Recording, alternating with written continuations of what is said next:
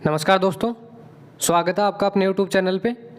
तो आज हम बात करने वाले हैं कि डीएसएसबी एग्ज़ाम में हम टाइम मैनेजमेंट किस हिसाब से करें, क्योंकि डीएसएसबी के एग्ज़ाम में जो भी एग्ज़ाम होते हैं उनके अंदर टाइम मैनेजमेंट करना एक बहुत मुश्किल टास्क हो जाता है।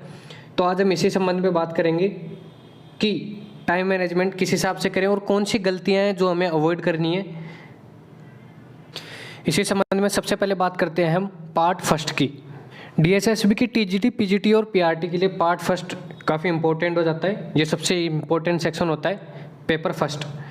तो इसके अंदर सबसे पहले बता दूं कि मैं डीएसएसबी में पेपर फर्स्ट में 100 क्वेश्चन आते हैं और पेपर सेकंड में 100 क्वेश्चन आते हैं। इस हिसाब से टोटल मिलाकर 200 क्वेश्चन हो जाते हैं, जिनके लिए हमें टोटल टाइम 120 मिनट का टाइम मिलता है। यानी कि 200 क्वेश्चन के लिए हमें 120 मिनट का टाइम मिलेगा। इस हिसाब से एक क्वेश्चन के लिए हमें 1 मिनट का भी टाइम नहीं मिलता। तो सबसे पहले बता दूं मैं, पेपर फर्स्ट में ये 5 सब्जेक्ट आ जाती हैं। ये 5 सब्जेक्ट आ जाती हैं जिनमें रीजनिंग, मैथ, इंग्लिश, हिंदी और जनरल नॉलेज आ जाता है। जिनके अंदर 2 सब्जेक्ट रीजनिंग और मैथ ये थोड़े लेंदी हो जाते हैं। इनके अंदर टाइम थोड़ा ज़्यादा आ जाता है, टाइम ज़्यादा कंज्यूम होता है। इनके अलावा बाकी जो 3 सब्जेक्ट है, इंग्लिश, हिंदी और जनरल नॉलेज, इनके अंदर हम कम टाइम में पेपर सोल्व कर सकते हैं। तो सबसे पहले बता दूं कि अगर आपको पेपर फर्स्ट को मैनेज करना है तो उसके लिए सबसे ज़रूरी है कि हम इन दोनों सब्जेक्ट में कम टाइम में पेपर सोल्व करें। दोनों सब्जेक्ट के लिए आपको 20-20 मिनट का टाइम देना है। अगर आप 20 मिनट से ज़्यादा टाइम दे रहे हैं रीजनिंग और मैथ के लिए तो आपके लिए काफ़ी प्रॉब्लम हो सकती है, क्योंकि अगर 20 मिनट से ज़्यादा टाइम दोगे तो आगे के पेपर के लिए आपके पास टाइम बिल्कुल नहीं बचेगा।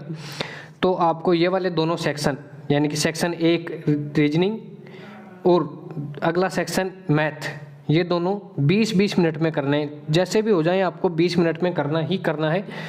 बाकी के अगले 3 सेक्शन इंग्लिश, हिंदी और जनरल नॉलेज, इन सभी को आपको 10-10 मिनट में करना है। यानी कि टोटल 30 मिनट में ये तीनों सेक्शन करने हैं। इस हिसाब से टोटल मिला के यानी कि 20 रीजनिंग, 20 मैथ, 10 इंग्लिश, 10 हिंदी और 10 जनरल नॉलेज, टोटल मिला के 70 मिनट हो गए। 70 मिनट में आपको पहले पेपर के 100 क्वेश्चन करने हैं। 70 मिनट के अंदर टोटल 70 मिनट होंगे जिनमें आपको ये पूरे टोटल 100 क्वेश्चन करने होते हैं। इनमें सबसे बड़ी एक दिक्कत और आ जाती है कि डीएसएसबी के जो भी पेपर होते हैं वो सेक्शन वाइज होते हैं और एक सेक्शन में आप चाहे कितना भी टाइम ले सकते हैं, लेकिन अगर आपने एक बार सेक्शन को सबमिट कर दिया तो फिर वापस उसी सेक्शन पे लौट के बिल्कुल नहीं आ पाओगे। तो सबसे ज़रूरी हो जाता है कि हमें ये पता होना चाहिए कि हमें इस सेक्शन को कितना टाइम देना है, इस सेक्शन को कितने टाइम में सोल्व करना है, क्योंकि उसी सेम टाइम में सोल्व करके हमें आगे बढ़ना होगा। फिर हम वापस उस सेक्शन पे नहीं आ पाएंगे। इसलिए ज़रूरी हो जाता है कि हम फिक्स टाइम में एक सब्जेक्ट को कवर करें। अब कुछ बच्चे बात करते हैं कि सर हम तो 20 मिनट के अंदर रीजनिंग और 20 मिनट के अंदर मैथ को कवर नहीं कर पाते। तो आप सभी को बता दूं कि जब मैंने भी पहले पिछली बार मेरी भर्ती में मैंने पेपर सोल्व किया था तो सबसे पहले मेरे को भी रीजनिंग और मैथ में तकरीबन 30-35 मिनट का टाइम लग जाता था और मेरे को पेपर पे एक के अंदर ही 1.5 घंटे का टाइम लग जाता था। तो मेरे पास पेपर सेकंड को सोल्व करने के लिए केवल 30 मिनट ही होते थे। ये बात मैं पेपर सेट की बता रहा हूँ, ये नहीं कि फाइनल एग्ज़ाम की। फाइनल एग्ज़ाम में तो मैंने अपना टाइम ठीक से मैनेज कर लिया था, लेकिन जब मैं पेपर सेट देता था तो पेपर फर्स्ट के अंदर मेरे को 1.5 घंटे का आसपास टाइम लग जाता था। लेकिन जैसे जैसे मैंने इनकी प्रैक्टिस की, मैंने इस टाइम को कम करके 70 मिनट के आसपास, 70 से 65 मिनट के आसपास में पेपर फर्स्ट को सोल्व करना चालू कर दिया था। तो टाइम को मैनेज करने के लिए सबसे इम्पोर्टेंट आ जाता है कि आप कितनी प्रैक्टिस करते हो। टाइम को मैनेज करने के लिए आप जितनी हो सके उतनी से ज़्यादा प्रैक्टिस करें।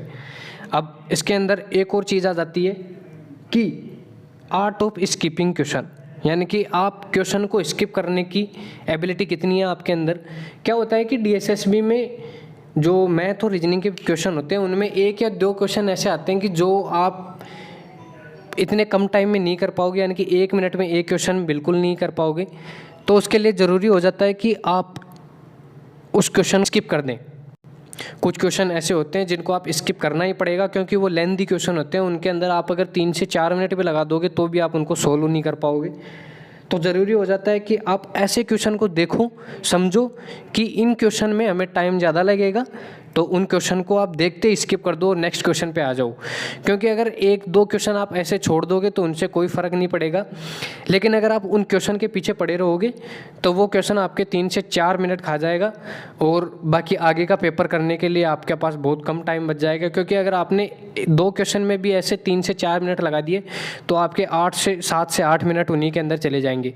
और अगर 7 से 8 मिनट आपके 2 क्वेश्चन में चले गए तो ये बहुत ज़्यादा टाइम हो जाता है। तो ज़रूरी है कि आप ऐसे क्वेश्चन को देखो, समझो कि ये लेंदी क्वेश्चन है और उनको तुरंत स्किप कर दें और अगले क्वेश्चन पे आ जाएं। इस हिसाब से इम्पोर्टेंट है कि आपको क्वेश्चन स्किप करना भी आना चाहिए कि ये वाला क्वेश्चन लेंदी होगा, इसको मुझे स्किप करना है, यह आपको पता होना चाहिए। जो कि आप तभी पता कर पाओगे अगर आपने पेपर सेट लगाए हैं।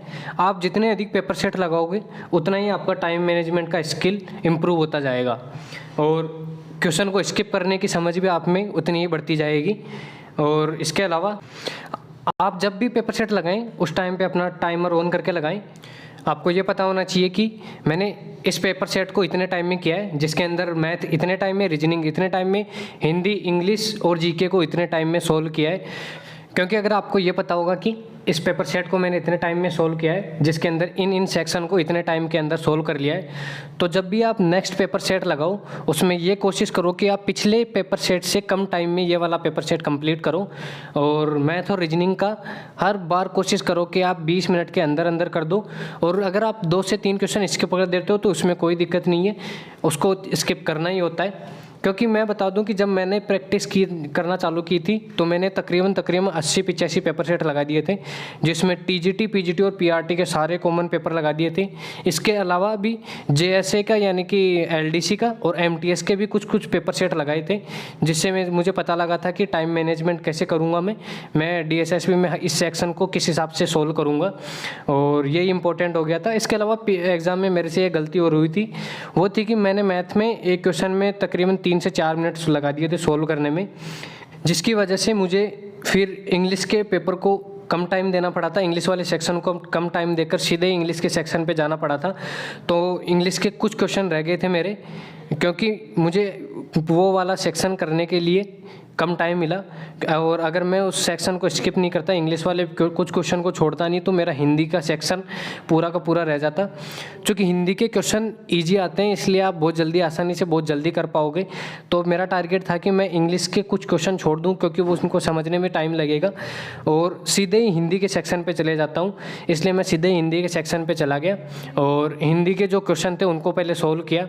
और चूँकि सेक्शन वाइज सबमिट हो जाता है पेपर, इस वजह से मैं वापस इंग्लिश के पेपर पे आ ही नहीं पाया और मुझे आगे के पेपर पे जाना पड़ा। इस हिसाब से मैंने हिंदी का सोल्व किया।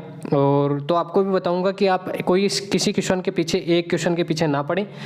अगर आप एक क्वेश्चन के पीछे पड़ जाओगे तो आगे का टाइम मैनेज करने में दिक्कत हो जाएगी, तो आप ऐसे क्वेश्चन को स्किप कर दें। इसके अलावा मैंने पहले बता दिया कि इसमें सेक्शन वाइज पेपर सबमिट होता है, यानी कि एक सेक्शन एक बार आपने सबमिट कर दिया कि तो उसके बाद आप वापस उस सेक्शन पे नहीं जा पाओगे। तो अगर आपने कोई ऐसा क्वेश्चन छोड़ा है कि मैं इस क्वेश्चन को ये वाले पेपर पूरा सोल्व करने के बाद दोबारा वापस आके कर लूँगा, तो आप ऐसा बिल्कुल नहीं करें। हो सके तो कोशिश करें कि आप एक बार के अंदर ही पूरा का पूरा सेक्शन सोल्व कर दें। फिर उसके बाद अगर लास्ट में आपके पास टाइम बचता है उसी सेक्शन का, ये नहीं कि पूरे पेपर का, उसी सेक्शन का टाइम बचता है, तो आप एक बार फिर से देख लें। और मैं तो कहूँगा कि आप एक बारी में ही पूरा पेपर सोल्व करें, शुरू से लेकर लास्ट तक चलते जाएँ। ये नहीं है कि वापस आके फिर से पेपर चेक करें, इससे आपको टाइम ज़्यादा लगेगा और टाइम ज़्यादा कंज्यूम होगा।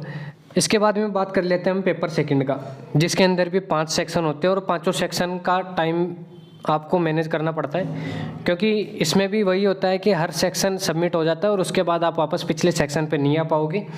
तो जो पेपर 2 होता है वो सब्जेक्ट स्पेसिफिक होता है, यानी कि आपका जो सब्जेक्ट है उसी से रिलेटेड आपका सेक्शन 2 होगा। और सेक्शन 2 के अंदर भी 100 क्वेश्चन होते हैं, जिसके अंदर मैंने बताया कि आप अगर पेपर फर्स्ट में 70 मिनट में कर लेते हो तो सेक्शन सेकंड के लिए, पेपर सेकंड के लिए आपके पास 50 मिनट का टाइम मिलेगा, जो कि बहुत अच्छा टाइम होता है। 50 मिनट के अंदर आप पेपर सेकंड बहुत आराम से कर लोगे। और अगर इसके अलावा आप पेपर फर्स्ट में 75 मिनट के आसपास भी दे देते हो तो पेपर सेकंड को आप 45 मिनट में आसानी से कर सकते हो।